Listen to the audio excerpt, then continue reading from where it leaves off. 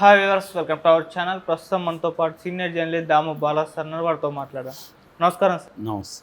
Sir, Pawan Kalyan గారు ఇప్పుడు అంటే 100% సీట్స్ అయితే సంపాదించేసుకున్నారు జనసేన పార్టీ. ఏ పొజిషన్ కోరుకుంటున్నారు, అసలు టీడీపీ వాళ్ళు ఏది ఇస్తారు అని చెప్పేసి అందరిలో కూడా ఒక ఆసక్తి అయితే నెలకొంది సార్. మరి పవన్ కళ్యాణ్ గారు ఏది కోరుకుంటున్నారు సార్? పవన్ కళ్యాణ్ గవర్నమెంట్లోకి వస్తే ఉప ముఖ్యమంత్రి అవుతాం, బిగినింగ్లో అయితే ముఖ్యమంత్రి అవుతాడు అన్న ఇది కూడా ఉన్నింది. అది అయ్యే ఛాన్స్ కూడా ఉన్నింది. ఎప్పుడు ఆయనకి ఎక్కువ సీట్లు వచ్చి ఆయన వల్లనే గవర్నమెంట్ ఫామ్ చేయాల్సిన పరిస్థితి ఉంటే అప్పుడు డిమాండ్ చేసి ఉండొచ్చు.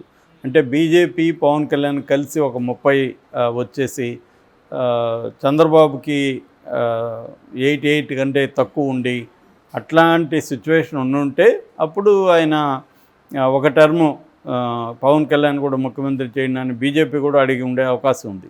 ఓకే. కానీ ఇవాళ ఏంటంటే చంద్రబాబు లక్ ఇక్కడ కంప్లీట్ బ్రహ్మాండమైన మెజార్టీ, ఇక్కడ 130 సీట్లు అంటే మాటలు కాదు, ఆయన సొంతంగా బ్రహ్మాండంగా గవర్నమెంట్ ఫామ్ చేసే పరిస్థితి.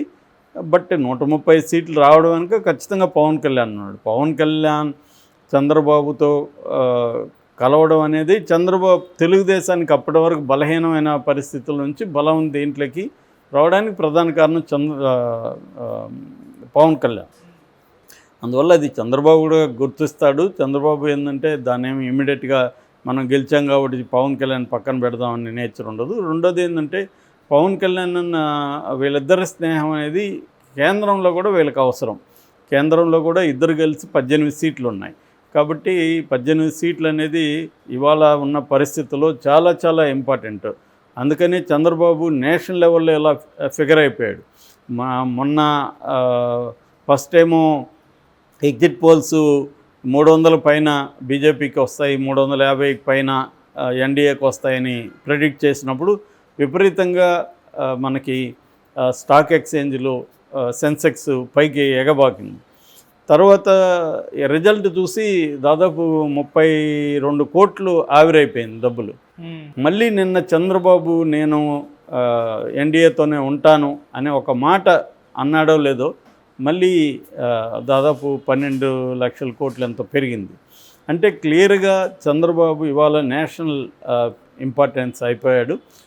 మోడీ ఎన్డీఏలో కూడా బీజేపీ తర్వాత సెకండ్ లార్జెస్ట్ పార్టీగా తెలుగుదేశం వచ్చేసింది రంగంలోకి. సో ఈ కాంటెక్స్ట్లో పవన్ కళ్యాణ్ కూడా కీ రోల్ ప్లే చేసే అవకాశం ఉంది. ఆల్రెడీ ఒక టాక్ వినిపించేది ఏంటంటే లోకేష్ ఏ పదవులు తీసుకోడు, ఆయన పార్టీని అభివృద్ధి చేయడానికి, కేడర్ని అభివృద్ధి చేయడానికి, ఇటు వైసీపీని నేలమట్టం చేయడానికి, తనని ఇబ్బంది పెట్టిన తమ పార్టీ నాయకులను ఇబ్బంది పెట్టిన అధికారులు అంతు చూడడానికి వీటికి తను టైం కేటాయించబోతున్నాడు అనేది వార్తలు వస్తున్నాయి. లోకేష్ కూడా గతంలో చెప్పాడు కూడా, ఇది పరిపాలన మా నాన్న చూసుకుంటాడు, వీళ్ళ సంగతి నేను చూసుకుంటాను. కాబట్టి ఈ కాంటెక్స్లో పవన్ కళ్యాణ్కి కీ రోల్ ఉండే అవకాశం ఉంది. పవన్ కళ్యాణ్ ఎట్లాగైతే అధికారంలోకి రావడానికి చంద్రబాబుకి కుడిభుజంలాగా ఉపయోగపడ్డాడో ఇప్పుడు కూడా పాలనలో కూడా చంద్రబాబు కుడిభుజంలాగా ఉపయోగపడే అవకాశం ఉంది. ఎందుకంటే తనకి 21 మంది ఎమ్మెల్యేలు ఉన్నారు, స్ట్రెంగ్త్ కూడా బలంగా ఉంది, తర్వాత కరిష్మా ఉంటుంది, తను కొంత ప్రజలతో కలిసి మమేకమయ్యే నేచర్ కూడా ఉంది. సో కాబట్టి ఇప్పుడు పవన్ కళ్యాణ్కి ఏ మంత్రి పదవి ఇస్తారు? మామూలుగా అయితే పవన్ కళ్యాణ్ కూడా లోకేష్ లాగా చాలా సభల్లో ఒక్కొక్కరి పేరు పెట్టి ఇతన్ని మోకాళ్ళ మీద నడిపిస్తాను, ఇంకొక కడ్రాయితో తిప్పుతాను, ఇవన్నీ మాట్లాడు. అందుకని చాలామంది ఏమనుకుంటున్నారంటే ఇతను హోమ్ మినిస్టర్ తీసుకొని ఇవన్నీ చేస్తాడని. అట్లాగే అతను నేను కానిస్టేబుల్ కొడుకుని, నాకు పోలీసు జాబ్ అంటే చాలా ఇష్టము, ఇవన్నీ కూడా మాట్లాడాడు. సో దానివల్ల ఇతను ఇప్పుడు హోమ్ మినిస్టర్ అవుతాడేమో అని అనుకున్నారు. కానీ నిన్న మంగళగిరిలో జరిగిన అభ్యర్థుల సమావేశంలో, గెలిచిన ఎమ్మెల్యేల సమావేశంలో అతను మాట్లాడింది ఏంటంటే నాకు అవేమి ఇష్టం లేదు, నాకు పర్యావరణం అంటే ఇష్టం, వ్యవసాయం అంటే ఇష్టం అనేది అతను అనౌన్స్ చేశాడు. అంటే నేను అటువంటి శాఖలు తీసుకుంటాను అన్న ఇండికేషన్ ఇచ్చాడు. ఎందుకంటే ఇక్కడ కూడా మనకు అనేకసార్లు వీడియోలు, ఫోటోలు రిలీజ్ అయినాయి. ఇక్కడ కూడా ఫామ్ హౌస్లో పశువులతో ఉండడం, తర్వాత అక్కడ సేంద్రియ వ్యవసాయం, ఆర్గానిక్ అగ్రికల్చర్ పండించడం, మామిడి చెట్లు అవన్నీ కూడా ఆర్గానిక్ పద్ధతిలోనే వాటిని చూసుకోవడం, ఇవన్నీ కూడా బయటకు వచ్చాయి. ఓకే. సో అందుకని ఆయనకి ప్రకృతి, వ్యవసాయం వీటి పట్ల ఇంట్రెస్ట్ ఉంది కాబట్టి ఇరిగేషన్, అగ్రికల్చర్ కానీ, తర్వాత ఎన్విరాన్మెంట్ కానీ ఇలాంటివి తీసుకునే అవకాశం ఉంది. అంటే బేసిక్గా ఎన్విరాన్మెంట్, అగ్రికల్చర్ రిలేటెడ్. మేబీ ఆయన వారి నీటిపారుదల శాఖ మంత్రి కానీ, వ్యవసాయ శాఖ మంత్రి కానీ ఇటువంటి పదవులు తీసుకునే అవకాశం ఉంది. తన వాళ్ళకు కూడా అలాంటి 1-2 ఇప్పించుకునే అవకాశం కనిపిస్తూ ఉంది. ఓకే. ఎందుకంటే తను నిన్న క్లియర్గా చాలా మెచ్యూర్డ్తో మాట్లాడాడు. మేము ఇప్పుడు నాకు ప్రత్యేకంగా జగన్ మీద కావచ్చు, లేకపోతే వైసీపీ మీద, ఎవరి మీద వ్యక్తిగతమైన కక్ష కానీ, కోపం కానీ లేదు. సో అధికారంలోకి వచ్చిన తర్వాత 5 కోట్ల ప్రజల బాగోగులు మనం చూడాలి అనేది అన్నాడు. ఇక్కడే కొద్దిగా మనకి హోప్ క్రియేట్ అయింది. ఎందుకంటే లోకేష్ ఏమో ఆల్రెడీ రివెంజ్ మోడ్లో ఉన్నాడు. Chandrababu and Pawan development and people సెంట్రిక్గా థింక్ చేస్తున్నారు. ఈ పీపుల్ సెంట్రిక్ అప్రోచ్ అనేది ఇంపార్టెంట్. ఖచ్చితంగా ఏ పార్టీ ఉన్నా కూడా తమ ప్రత్యర్థిని తొక్కేయాలని చూడడమే ఇవాళ ఇండియన్ పాలిటిక్స్లో మేజర్ ట్రెండ్.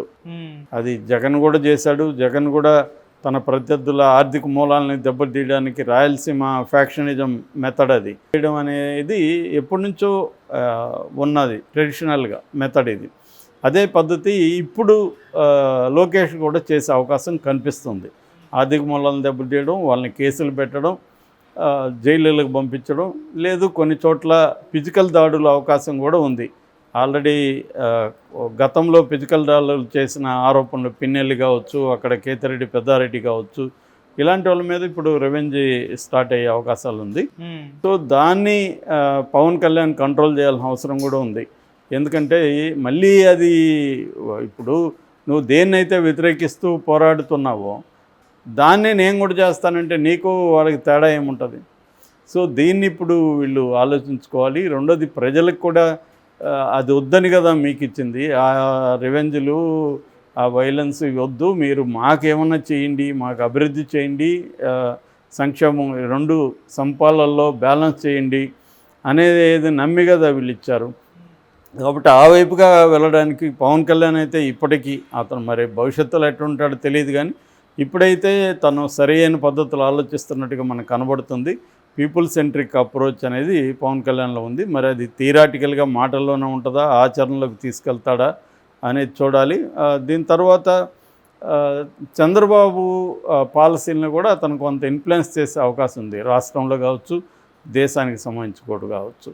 అంటే ముందు నుంచి కూడా పవన్ కళ్యాణ్ మన విశాఖ ఉక్కు ఫ్యాక్టరీ దాన్ని నేను ప్రైవేటీకరణ చెందనీయకుండా చూస్తాననేది కూడా గట్టిగా మాట్లాడాడు. మరి అది పవన్ కళ్యాణ్ కూడా అది చేయాల్సిన అవసరం ఉంది.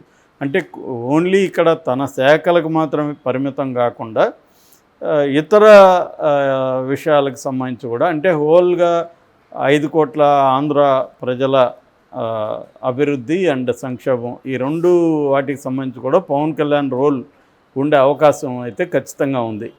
అంటే పాలసీల్ని ఇన్ఫ్లుయెన్స్ చేయడం, విధాన నిర్ణయాలని కూడా పవన్ కళ్యాణ్ వెళ్ళడం, ఇవన్నీ ఉన్నాయి. కాకపోతే కొన్ని ఇష్యూస్ ఉన్నాయి. వాలంటీర్ వ్యవస్థ మీద పవన్ కళ్యాణ్ వ్యతిరేకంగా మాట్లాడాడు, ఇంగ్లీష్ మీడియంకి వ్యతిరేకంగా మాట్లాడాడు. మరి ఇట్లాంటి ఇప్పుడు జగన్ మీద ఎన్ని విమర్శలు ఉన్నా ఇప్పటికి కూడా నిన్న కూడా సుకుమార్ పేరుతో ఒకటి బయటకు వచ్చింది, అది నిజమా కాదు తెలియదు కానీ, అంటే ఎడ్యుకేషన్ అండ్ హెల్త్ ఈ 2 సెక్టర్లలో ముందు ఆ వైపుగా పనిచేశాడు. ఇది గతంలో లేదు. చంద్రబాబుతో ప్రాబ్లం ఏంటంటే ఆయన ప్రభుత్వ వ్యవస్థల్ని నిర్వీర్యం చేసేస్తాడు, ప్రైవేటు వాటికి ఇంపార్టెన్స్ ఇస్తాడనే చంద్రబాబు మీద గతంలో కూడా విమర్శ ఉంది. సో దాన్ని కూడా పవన్ కళ్యాణ్ బ్యాలెన్స్ చేయాల్సిన అవసరం ఉంది. అంటే మళ్ళీ ఇప్పుడు నారాయణ గెలిచాడు, వాళ్ళ వియ్యంకుడు గంటా గెలిచాడు, మళ్ళీ నారాయణ చైతన్య డామినేట్ చేసి వాళ్ళ కోసం ప్రభుత్వ స్కూళ్ళను నిర్వీర్యం చేయడం, ఇటువంటి కార్యక్రమాలు చంద్రబాబు చేయకుండా పవన్ కళ్యాణ్ చూసుకోవాల్సిన అవసరం ఉంది. అంటే చెక్స్ అండ్ బ్యాలెన్సెస్ అంటారు, అది ఎంత మాత్రం చేయగలడు పవన్ కళ్యాణ్ అనేది మనం భవిష్యత్తులో చూడాలి. Okay sir, thank you so much.